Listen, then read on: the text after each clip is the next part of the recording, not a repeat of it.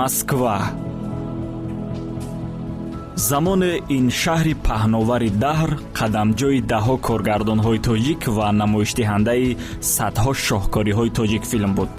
ҳарчанд рӯҳи таърих дар ин шаҳр ҳанӯз ҳам пойбарҷост, аммо солҳост ки экранҳои киноталорҳои ин ҷо тоҷиккиноро надидаанд. хумори филми Шарқ хоса Тоҷикистон рӯҳияи ин миллатро то кунун тарк накардааст, зеро замоне тамоми мардуми собиқи Иттиҳоди Шӯравӣ зери лаб суруди «Ман бо духтаре вохӯрдам»ро замзама мекарданд, ҳатто тоҷикона мепӯшиданду тоҷикона мерақсиданд. ҳамаи ин вақте оғоз ёфт ки аввалин филми ҳунарии тоҷик ба экрани киноталорҳои шӯравӣ роҳ ёфт, лекин на ба осонӣ.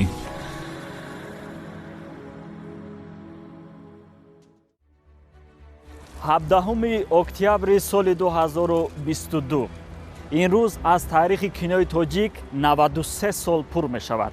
аммо 88 сол муқаддам, замоне ки аввалин филми ҳунарии тоҷик рӯйнавор омад, ду ҷавон аз Тоҷикистон дар китф борхалтаҳои вазнин ки аслан дохилашон лентаи кино буд, саросемавор даҳҳо километр роҳҳои шаҳри Москваро тай мекарданд, то ҳарчи зудтар маҳсули эҷоди худро ба масъулини кумитаи давлатии кинематографияи собиқ Иттиҳоди Шӯравӣ пешниҳод намоянд. он вақт онҳоро на гармии ҳаво, на ташнагӣ, на гуруснагӣ, балки дигар чиз бештар ба ташвиш оварда буд. оё филмро чӣ гуна қабул хоҳанд кард?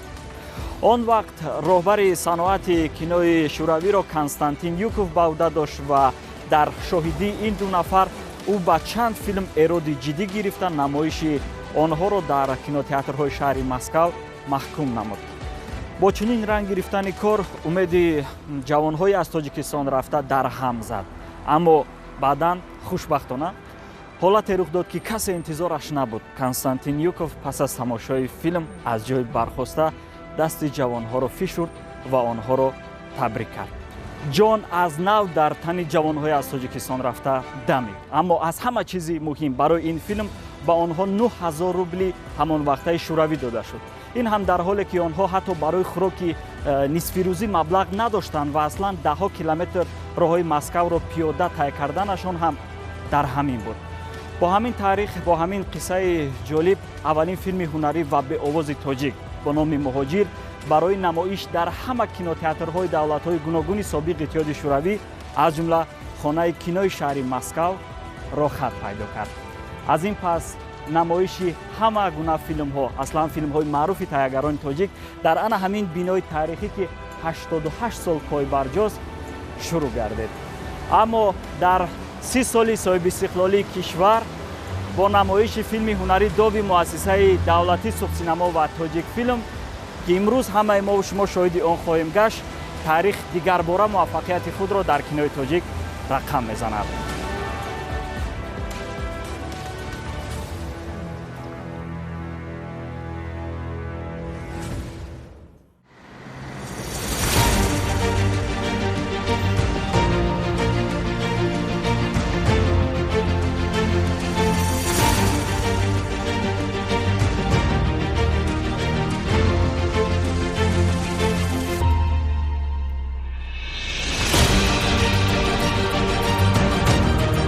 ҳоло то оғози намоиш вақт зиёд аст, аммо то даме ки шиору овезаҳои таблиғотии филм насб мешаванд, каме ба таърихи кинои тоҷик таваҷҷӯҳ мекунем, зеро дар ин 93 сол дастовардҳои синамогарони мо кам нестанд. пас аз филми муҳоҷир, дастоварди дигари тайяргарони тоҷик, филми «Ман бо духтаре вохӯрдам» гардид, ки бо шарофати он пас аз 28 соли мавҷудият бори нахуст кинои тоҷик дар ҷилои рангҳо рӯи экран падид омад. солҳои 50-ум ҳатто Болливуд, ки маркази филмофари ҷаҳон эътироф шудааст, нав ба чунин муваффақият ноил шуда буд. яъне синамои кишвари кӯчаке дар паҳнои собиқ иттиҳоди шӯравӣ ҳатто бо бузургтарин студияҳои филмофари ҷаҳон рақобат мекард. соли 1960 филмофарони тоҷик нахустин ҷоизаи синамои хешро берун аз кишвар истиқбол гирифтанд. иштироки филми «Қисмати шоир» дар дуюмин кинофестивали байналмилалии Қоҳира ва сазовори ҷоизаи уқоби тиллоӣ гаштани он на танҳо эътирофи кинои тоҷик, балки шӯълаи умеди синамогарони моро ба ояндаи дурахшон фурӯзон намуд.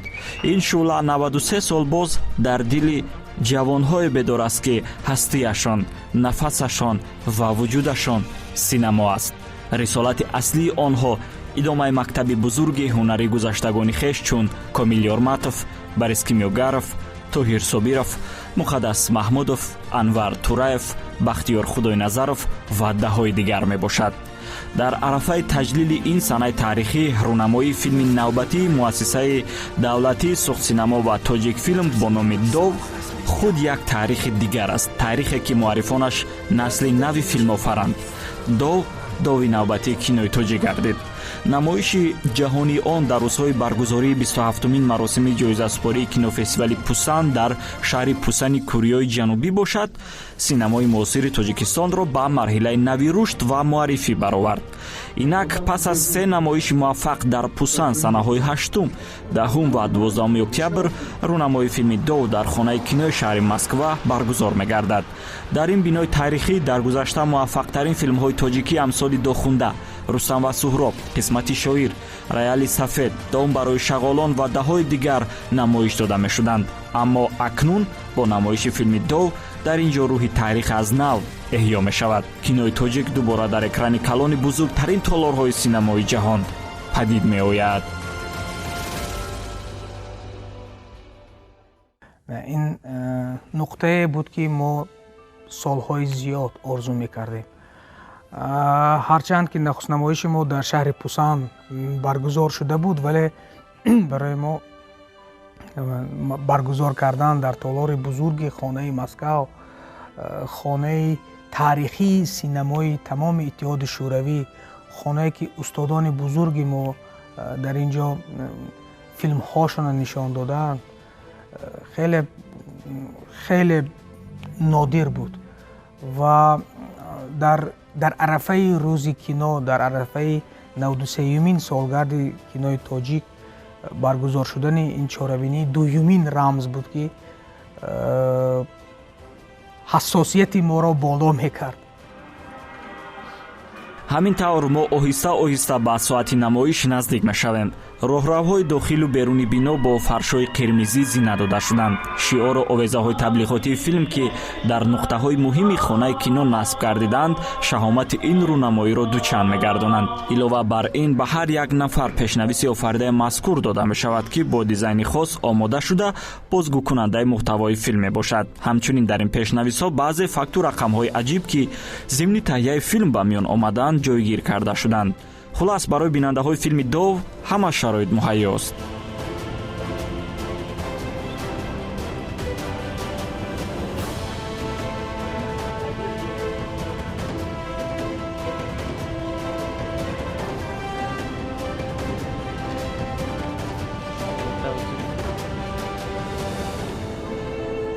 имрӯз дар назар аст, ки маъруфтарин чеҳраҳои фарҳангӣ ва сиёсии рус, бинандаҳо аз ҷумҳуриҳои Қазоқистон, Ӯзбекистон ва ҳамватанони мо, ки дар шаҳрҳои гуногуни Россия, хоса Москав кору фаъолият мекунанд, дар ин рӯнамоӣ иштирок намоянд.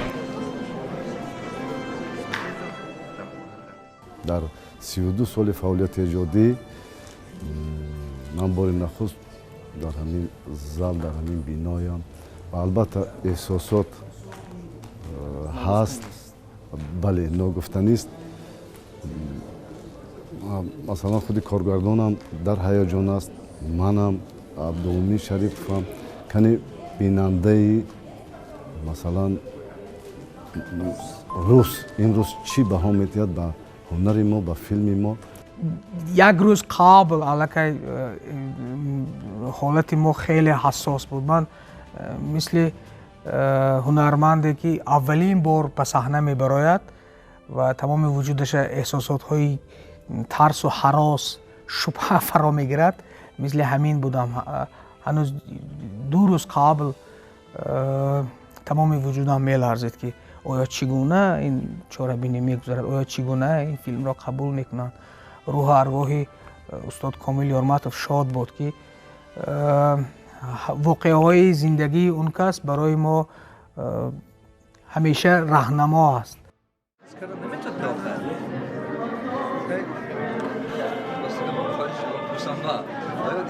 мусиқии классикии тоҷик дар фазои толор, суҳбатҳои дӯстона ва аксгириҳову пазироиҳои самимӣ бори дигар аз он шаҳодат медиҳад, ки дербоз ҳамватанони мо чунин намоиш, чунин сарҷамъиро интизор буданд.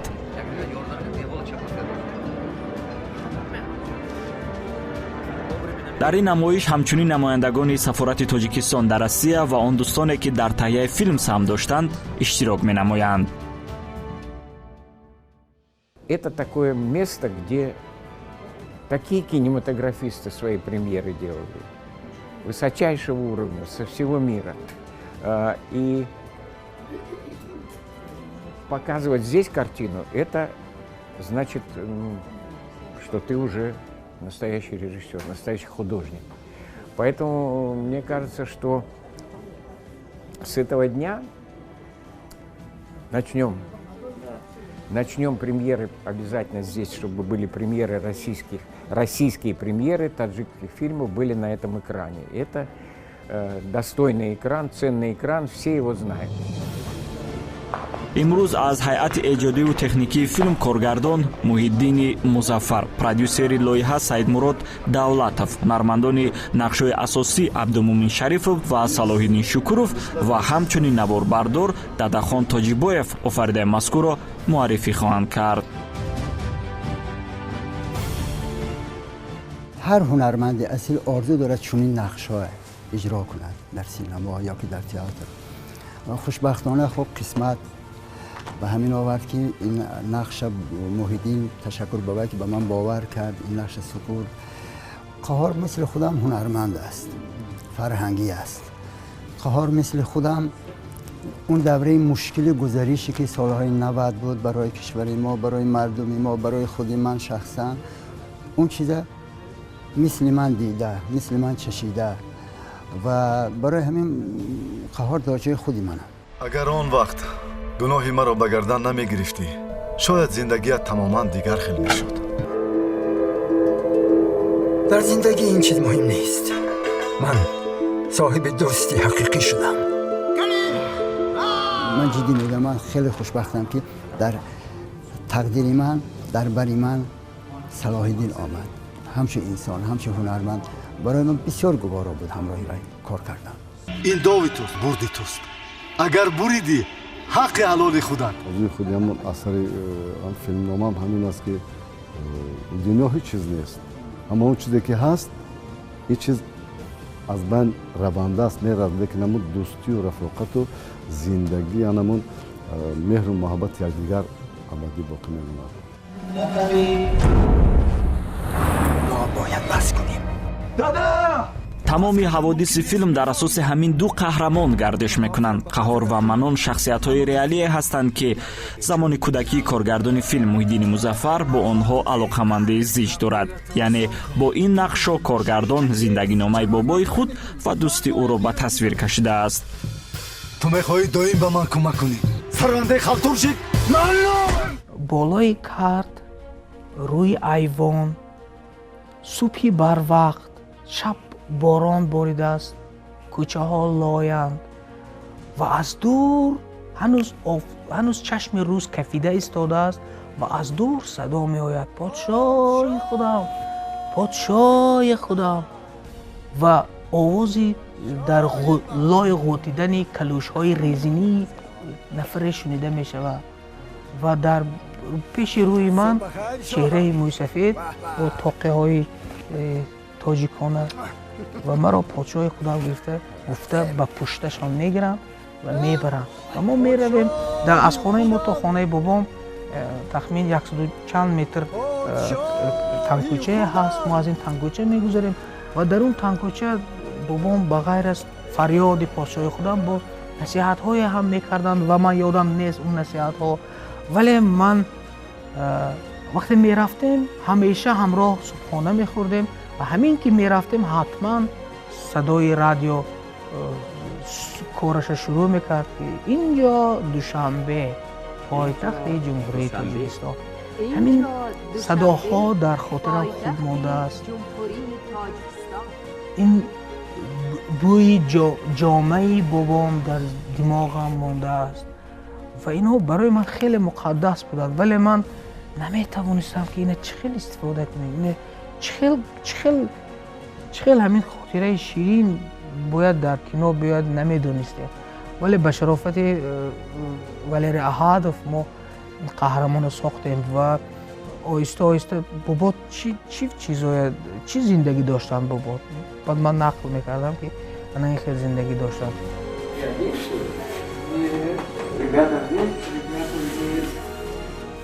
ёдовар бояд шуд ки филми ҳунари дов таҳти роҳбарӣ ва ҳидоятҳои ходими хидматнишондодаи санъати Тоҷикистону Россия, узви Иттифоқи кинематографистони СССР, коргардон ва феълан роҳбари бадеии хонаи кинои шаҳри Москав Валерий Аҳадов рӯйнавор омадааст.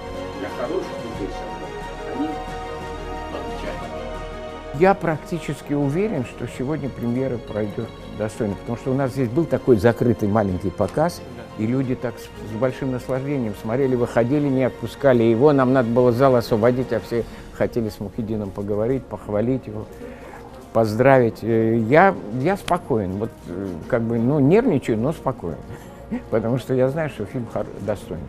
Кто его не поймет, этот, он потихонечку уйдет. Всем не угодишь, но все, у кого есть душа и работает голова, досмотрят его и будут очень рады. давоми 13 солаи охир офаридаи мазкур серхароҷоттарин филми тоҷик арзёбӣ мегардад ки қисми зиёди ин маблағ дар сохти майдонҳои сабт, харидори молу ашёи мутобиқ ба давру замони рӯйдоди воқеа ва сару либоси ҳунармандон сарф гардидааст. аммо арзиши маънавии филм бебаҳост. ин сеюм ё чорум кинои Муҳиддин аст ки ман сармагузорӣ кардам. Чорум кино аст.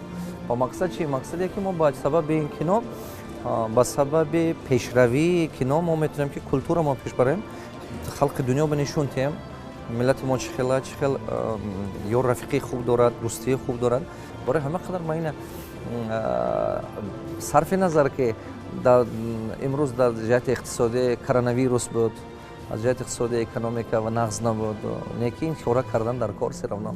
Бораи ҳама қадар ман аз сидқи дил ин кора дастгирӣ карда мегардам. имрӯз шукӯҳу тантанаи кинои тоҷик аст, базми синамои миллис. имрӯз ҳама мушкилиҳоу машаққатҳои созандагони филми ҳунарии дов пушти сар шуданд ва ин роҳрави сур ҳаққи онҳоест ки шабу рӯз талош карданд то маҳсули эҷодашон дар ин сатҳу сифат муаррифӣ шавад. пас ин муваффақият ба кулли синамогарони кишвар муборак бошад. имрӯз барои тими филмофари суғдсинамо имтиҳони бузург аст. ҳарчанд чунин имтиҳонҳо дар фаъолияти онҳо кам нестанд, аммо пешниҳоди ин филм масъулияти боз ҳам бештарро тақозо мекард. ин ҳам дар ҳоле ки Муҳиддини Музаффар лоиҳаи довро дар фаъолияти худ кори дебютӣ меҳисобад. яъне ин аввалин имтиҳони ӯ дар экрани калон ҳамчун коргардони касбӣ пас аз хатми ВГИК аст. барои худ мегӯям ки аввалин филми ман филми дов аст. албатта он филмҳое ки кардем онҳоам бойгарии моанд, онҳоам бо зиндагии худашон дигар зиндагӣ мекунанд. фарзанда инсон ба дунё меорад, фарзанд дигар бо тақдири худаш меравад, мисли ҳаминанд. вале шояд солҳо гузарад, бозам гӯем ки филми тангно филми угай набуд бачаи угай набуд, вале имрӯз камакак агар розӣ бошем, аз филми дов ман розӣ ҳастам камакак, вале ин ҳаргиз маъное он надорад ки мо қаноатманд бошем. Не, мо бояд бисёр кор кунем. ин мошин фақат бадбахтӣ меорад. ҳоло имкон дорӣ. нағз фикр кун.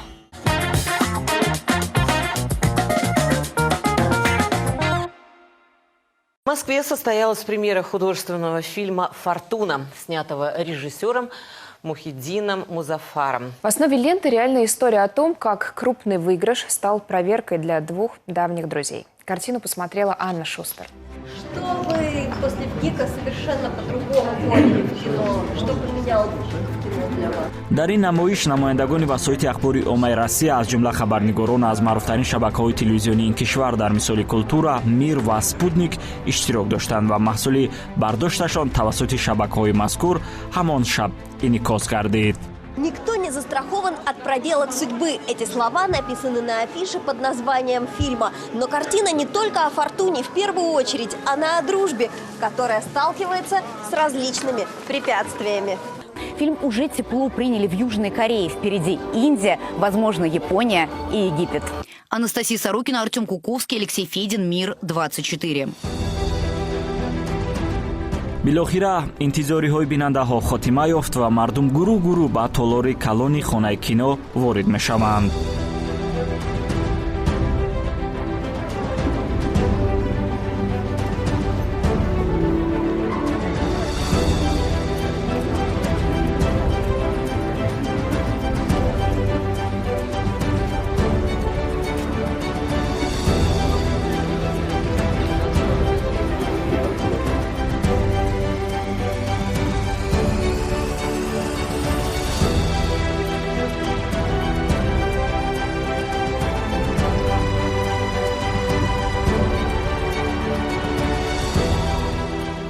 дӯстони азиз, ҳоло баъд аз чанд лаҳза ҳамаи мо шумо шоҳиди боз як ҳодисаи бузурги таърихии синамоӣ хоҳем шуд.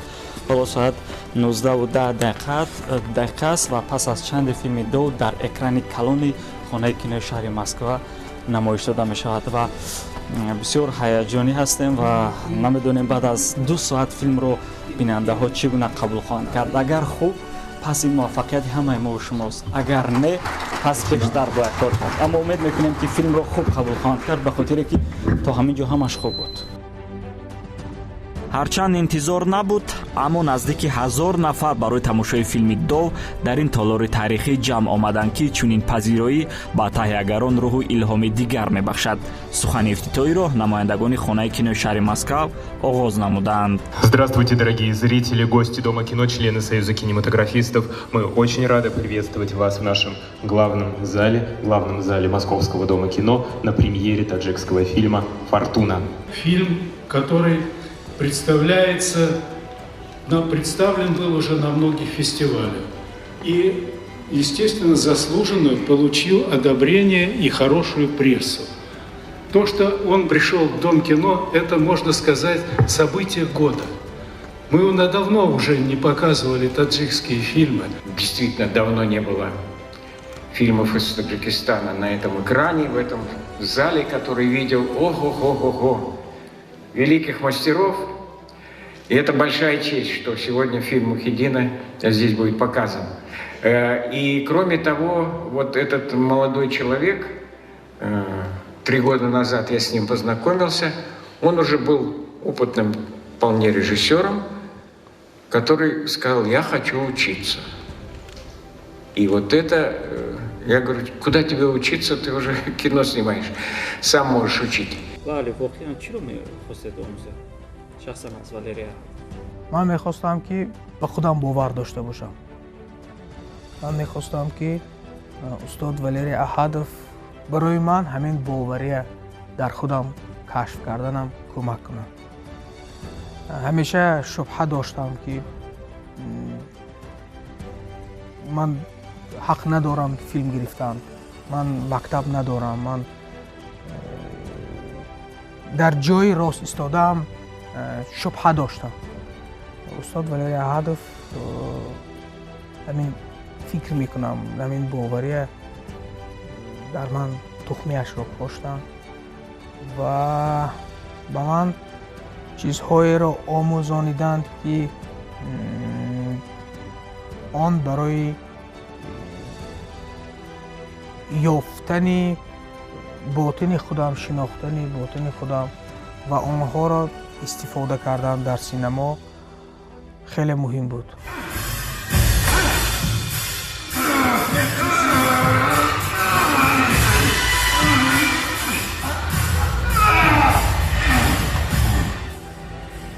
то анҷоми намоиши филм баъзе нуқтаҳои муҳим. Дар маҷмӯъ то оне ки филм ба ин экрани калон роҳ ёбад, филмофаро наздики 2 сол болои он заҳмат кашиданд, ки аз ин шумора 419 рӯз барои навишти филмнома, 92 рӯзи дигар давраи омодагӣ, 48 рӯзи майдони сабт, 73 рӯзи танзим ва 82 рӯзи дигар барои садогузорӣ ва банду баст сарф гардидааст. тавре мушоҳида кардед, аз ҳама марҳилаи душвор навишти филмнома буд, ки онро коргардони филм бо филмноманавис Бахтиёр Каримов ва мушовири лоиҳа Валерий Аҳадов таълиф ва такмил доданд.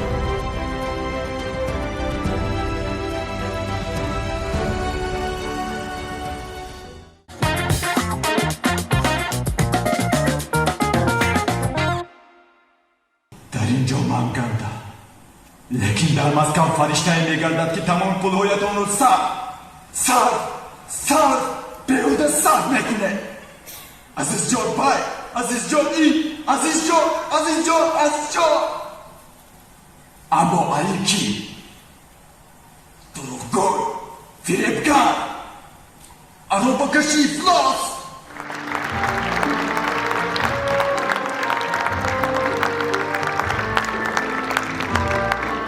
ҳангоми тамошои филми дов ҳаминро метавон хулоса кард, ки воқеан замони эҳёи дигарбораи кинои тоҷик фаро расид. 2 соати намоиш ончунон ҳамаро мутаҳайир кард, ки касе аз экран чашм канда наметавонист. ҳатто бубинед, ки аксарият токунун оби чашм мерезанд.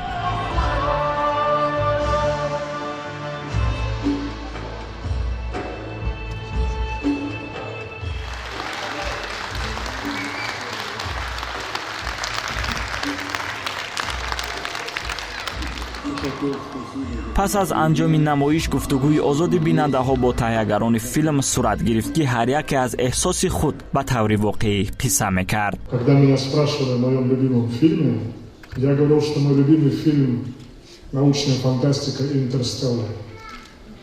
Не потому, что там показаны полеты в дальний космос, а потому, что там показаны отношения отца и дочери. Как он любил ее сквозь пространство, сквозь 1000 километров. Сейчас я буду говорить, что мой любимый фильм «Фортуна». Добрый вечер. Я бы хотела всем создателям фильма во главе с его режиссером выразить благодарность, я думаю, от имени всех зрителей, все со мной согласятся, за создание такого замечательного, тонкого, глубокого фильма, который можно назвать настоящим искусством.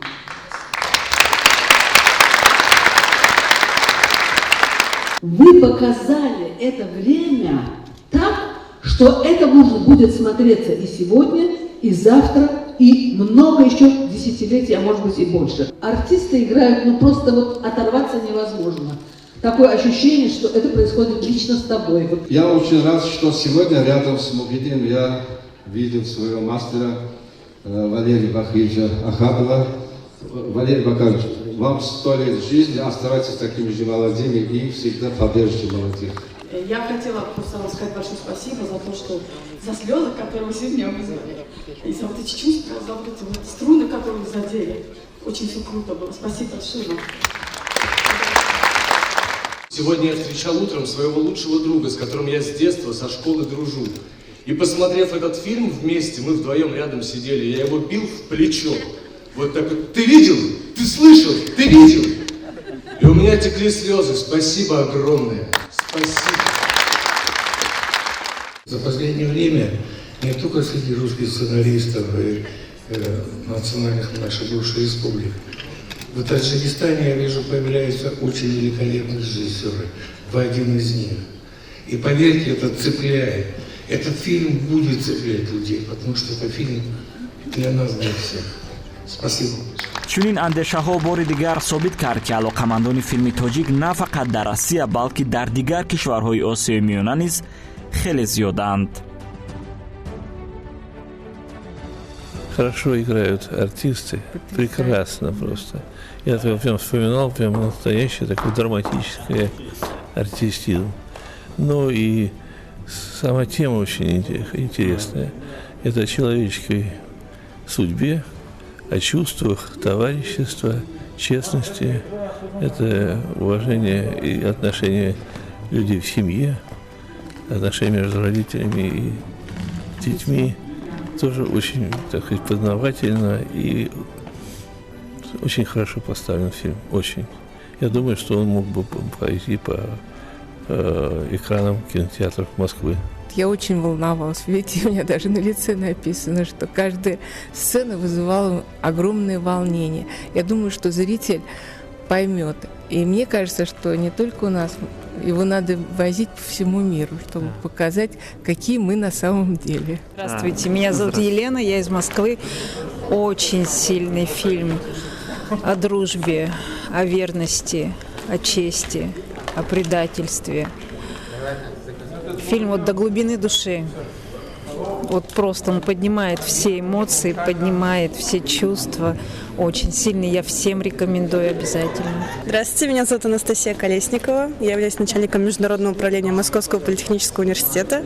Вот нас пригласили, наши студенты, и мы сегодня пришли посмотреть замечательный фильм «Фортуна». Очень понравился. Концовка, конечно, грустная. Но хочу отметить, что замечательная работа. Прекрасный режиссер. Я думаю, что теперь дома мы посмотрим еще новые работы этого режиссера. И вообще очень рада, что здесь, в Москве, мы посмотрели таджикский фильм. Это очень радостно, особенно для нас. من که استاد دانشگاه هستم و شاگردان خودم را به همین فیلم آوردم برای تماشا کردن. شاگردان من زبان تاجیکی می آموزند، روس ها هستند، زبان تاجیکی می آموزند و امروز با واسطه همین فیلم وقتی که تجربه آموزی کردند تأثیرات خودشان را حاضر گفته ایستادند. میگویند که ما از نقطه نظر خود همچون فرزند پدر و مادر خود را نمیفهمیدیم. امروز ما خلاصه کردیم که در حیات اینقدر پدر و مادر برای ما دلسوز بوده است و جانش را نثار میکرده است و قدری همین برسیدن در کار. Сергей, я в восторге от фильма, очень искренний, честный и такой глубокий фильм. Еще, наверное, предстоит подобрать слова. Нужно время для того, чтобы вообще все осознать. Я считаю, что для картины успех гарантирован. Просто надо будет сделать дубляж на русском языке, чтобы вот именно по, скажем, для проката вот на территории стран СНГ. Для нас эта тема близка, для всего СНГ она близка. Мы все переживали это время, это трудное время. Соответственно, она учит дружбе. Вот те страны, которые входили в бывший Советский Союз, да, мы все еще разделяем те ценности, которые вот показаны в фильме. Поэтому я думаю, успех для него будет гарантирован, для фильма будет гарантирован, и в то же время как бы он очень актуален в наше непростое время. Он очень тонкий, и вот эта тонкость через весь фильм, так, знаете, прослеживается, и в конце прям реально ломает вот прям этот лед такой тонкий, прям мне, конечно, до мурашек на самом деле. Вот. Фильм, на самом деле, я не считаю, что его надо на русский переводить. Мне кажется, вот прям вот этот момент на национальном языке, и внизу русские там или английские субтитры, мне кажется, это вот вообще замечательно. Biz O'zbekistondamiz, biz Moskvada tahsil olamiz. Kursdoshlarimiz bilan ustozimiz bilan bugungi kino taqdimotiga keldik va bizga kino juda ham yoqdi. Tarbiyaviy har jihatdan kino juda ham yoqdi. Я могу сказать, что вот этот неспешный ритм очень аккуратный, очень тактичный. Он создает такую особую атмосферу, в которую ты веришь. Ты понимаешь, что да, так все и было. Да, это такие изумительные люди, которые живут своей жизнью очень доброй, в надежде изменить что-то к лучшему. И это прекрасная атмосфера, вот созданная режиссером, за что ему огромное спасибо, потому что сейчас это вообще особый труд и особый навык создавать именно эту атмосферу в кино. Это очень важно, очень ценно, и я с удовольствием смотрела на жизнь этих людей. Они для меня абсолютно реальные. То есть вот эти люди действительно существуют. Они живут в этом городе, в этом поселке, кажется. Я просто... Да, самому фильм основан на реальных событиях. Знаете, угадала. Я Мухиддину сейчас рассказала о том, что классическая музыка воспитывает душу человека. Да. И когда я услышала это, я такая думаю, ничего себе. Я сама выросла на русских народных песнях, и просто я замечаю, как это в жизни, когда ты спрашиваешь у людей, а какую музыку вы слушаете, и когда люди говорят, что они слушают рок или еще тяжелую музыку, прям видно, что они очень агрессивные, то есть у них это вызывает агрессию, а классическая музыка, народная музыка, она вызывает такую доброту, там, раскрывает душу, и когда я это увидела, и актер, он реально такой, с открытой душой. Это вообще просто Мухиддин прям 100% попал. Я получил большую дозу позитива в этом фильме. И хочу сказать, что через призму вот этих человеческих трудностей, любви, экзотичной ауры национальной культуры мы познаем свой собственный, как сказать, плод позитива.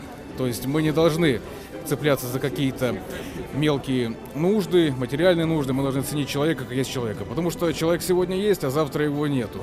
Жизнь дана один лишь раз награду, а после нее только печаль и боль. Поэтому цените друг друга, больше человеческих проектов в кинематографе, и всем успехов желаю. Пользуясь случаем, хочу выразить очень глубочайшее мое признание этому народу. Я армянка. Я просто, они, как сказать, кавказцы все гостеприимные. Я хочу выразить, что и даже я уверена, таджикский народ, он более гостеприимный, наверное, выше. Вот я это не просто говорю, я это говорю из общения с ними и из фактов.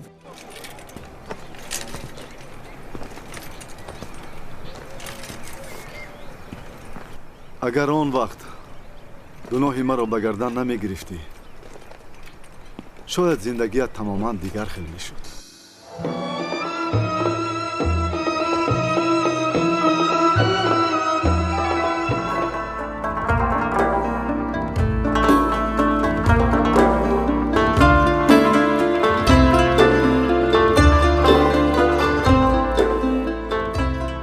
عبدالمومن با فکر تو اگر ما هنرپیشه نمیشدیم هنرمند نمیشدیم حاضر کی میشدیم چی میشدیم در کجا میشدیم نمیدونم کی میبودیم چی میشدیم لیکن انیق اگر هنرمند نمیبودیم در فیلم دو نمیشدیم قهار و منان نمیبودیم و حال حاضر در اینجا یک جای نمیبودیم. عجب نقش بازی کردی باز تعریف میکنی هنرمند خالتورشی چه گفتی؟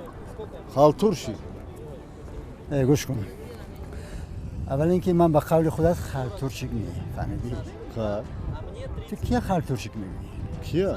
خودت خودم خودت شاید باشی نه که من نیجه جان فهمیدی؟ من همین نقش معده هم حلال کار کردم کلانش هم حلال کار کردم و تا میره هیچ چلکاری نکردیم چلکار خودت برای همین این گپا خودت بگو اینو با کسی گوی که تو رو نشناسد فهمیدی؟ میتوانستم هنرمندی بزرگ شوم از خوب خیز جوره من دعوای بزرگی نکردم فهمیدی دعوای بزرگی نکردم مصلحت موی خیلی نبود کار تو اینجا نبرد که صحبت بعد ویران میشود اما اصلا هدف از آمدن ما از دعوت ما یا ثبت این صحنه ها در میدان سرخ رمزی است و اینجا هم اگر شما زد و خورد کنید برای بینی شکسته جواب دادنش بسیار مشکل می شود. رمزی گفتم و فکر میکنم که بعد از نمایش، بعد از اون هوا و هوس و بعد از اون قدر سخنهای خوبی که گفته شد، شما هیچ از همون آبرساتون برآمده نمیتوانید و اگر در کجایی که به فکرم یک جای شود در حال چسب و چسبک جنگ و کاری آسان هم نیست برآمدن، خصوصا بعد دیروزه نمایش با وارد شد فیلم ما مجبور کرد با وارد شدن به همون 2 ماه عذاب کشیدگیمون. بله واقعا و ما هم میخواستیم بیشتر سر همین صحبت کرده باشیم و گفتیم که به حکمت نیست و اصلا یک قسمی خط سوژه فیلم دو هم غایبانه در مسکو میگذرد، از جمله مثلا تحصیل کردن یا به سفرهای هنری رفتن شما، قهرمان‌های شما انیخترش و بعداً خط سوژه مربوط به عزیز جان یعنی پسری شما. خب ولی بیاید از نخست نمایش صحبت میکنیم که بعد از نخست نمایش چی حال و هوای دارید و اصلا انتظار بودید که فیلم این گونه پذیرایی خواهد شد؟ راستش رو بگویم نه اونقدر، چون که وقتی که فیلم با نوار گرفتیم شخصا من خودی اگر میبینم دعوای یگان جا رفتن و یگان منمانی کردن هم نداشتیم. خب گرفتیم تمام و وقتی که دعوت کردن و اما چکتاونا دادن که گفتن مسکو با نخست نمایش میروید، انا از همون وقت سر کرده علاقه در بدن ما کم چقدر یک هیجانی بود، چون که چگونه قبول میکنند مردمی روس، مردمی که مثلا اینقدر وی زیاد دارد، تئاتر دارد، کینوی زیاد دارد و خودی هموطنان ما که اینجا بودن البته هیجان خیلی زیاد بود، لیکن خوشبختانه همش خوب گذشت. استاد تاثیرات شما چگونه است؟ نمیدونم چی گویم، من جدی میگم این بازی نیست چی نیست، من حالم در همون نمایش، در همون فیلم، در همون هوایم. بله ما این را مشاهده کردیم. و خصوص من که فیلم ندیده بودم، درست. خودم اینقدر در هیجان بودم که ببینم که من چیکار کردم. خودم اول خودم ببینم که من چیکار کردم، بجز فیلم که بجز بچه‌هایی که کارگردان اینو که من چیکار کردم ارزنده هست برای دیدن. و از یک طرف خوشبختانه، از یک طرف بدبختانه این دیدنی اول در جای بیگانه، در یک محیط دیگر، در یک محیطی که به گفت صلاح‌الدین خیلی بالاست از نظر هنری. بله در خانه کینوی شهر مسکو که ما دیر باز نخستم. بله ها یادم نیست و در این محیط، در این تالار جدی میگم من خیلی در هیجان بودم. هر فیلم میگم که در اجازت میتونم که نمایش. بله واقعا و در چند سال اخیر این اولین فیلم است که با اکران کلونی خانه کینوی شهر مسکو را می‌یابد و نه فقط این بلکه شما هم اولین هنرمندان در چند سال اخیر هستید که روی استیج این یعنی خانه کینو برآمدید و واقعا این باعث افتخار است. تشکر به کارگردان که ما باور کرد با ما دعوت کرد.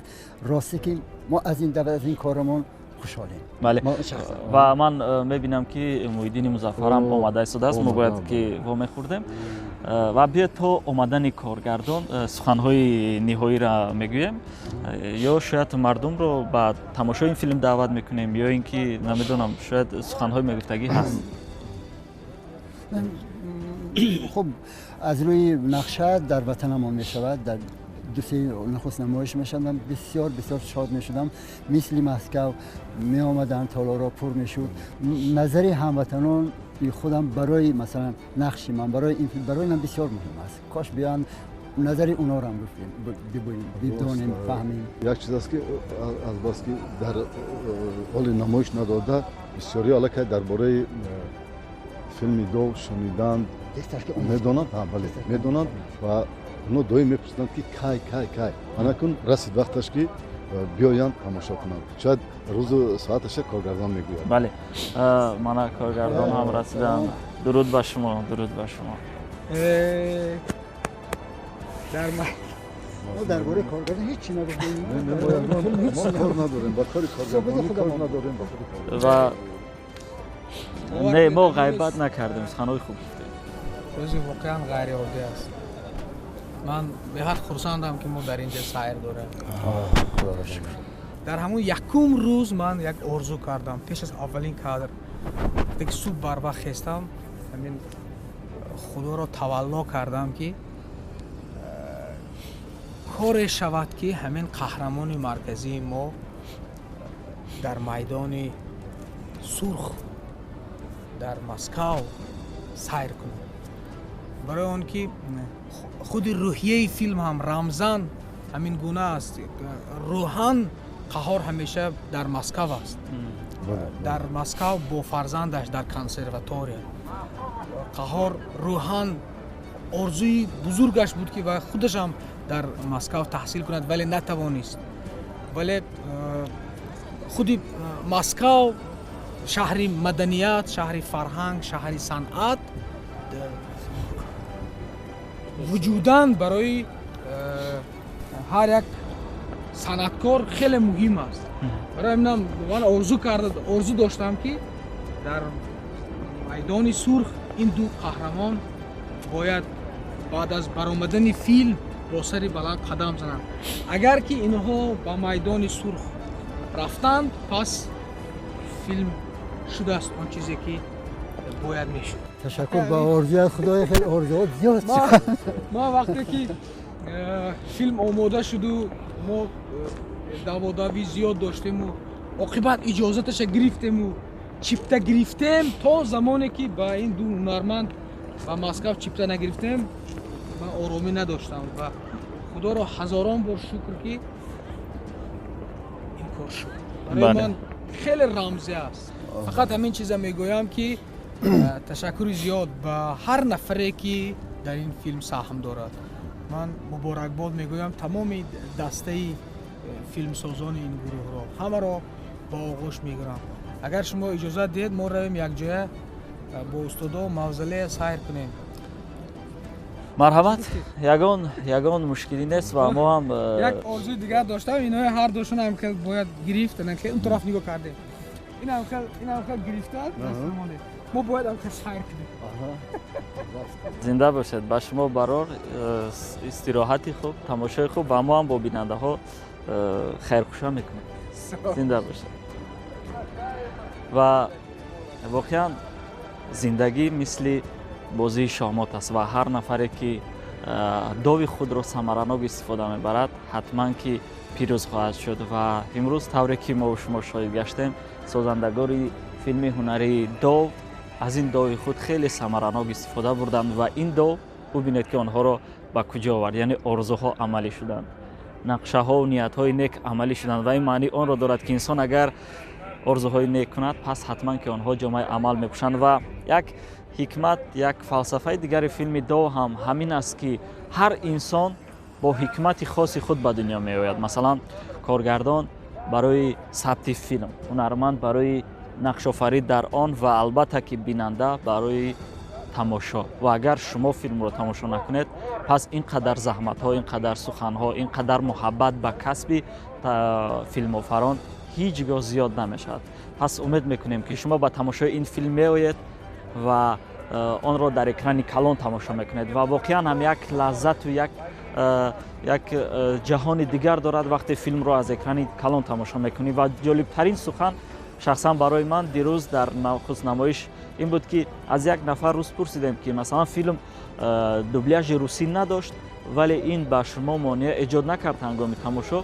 یک چیز بسیار عجیب گفت من از نیمی فیلم آن طرف اگر هیچ زبان هم نمی داشت من همش را می فهمیدم. یعنی محیدین مظفر سخت سینما و تاجیک فیلمی رو پیشنهاد کرد که زبان آن نه فقط تاجیکی روسی بلکه زبان دل است و واقعا این فیلم رو با دل باید تماشا کرد و با دل دوست داشت و شاهد شد که سینمای ملی در چه سطح و صفت رشد کرده است. زنده بود سینمای ملی. و در آخر همین رو اعلام میکنم که شما حتما بیایید و دو رو تماشا کنید، زیرا فیلم دو فیلمی است که باید آن رو حتما دید. زنده باشید. اینک سرودی زیه عشق در اجرای قهار صمدов شنوید و حلاوت برید.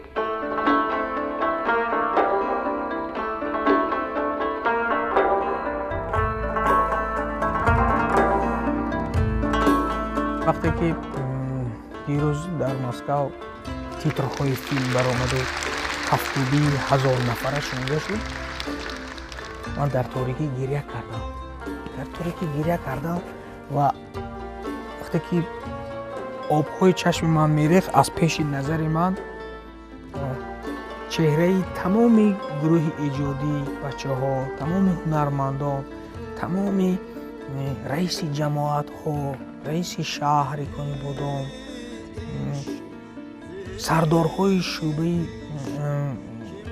милитсионерҳо, он нафароне ки кормандои бозрасии автомобили давлатӣ, кормандои амният, роҳбарҳои амният ки ҳамеша моро дастгирӣ мекунанд, кормандони гумрук, барои он ки як филм сабт шавад, садҳо одам ёрдам мекунад. Беёрдам филм намешавад.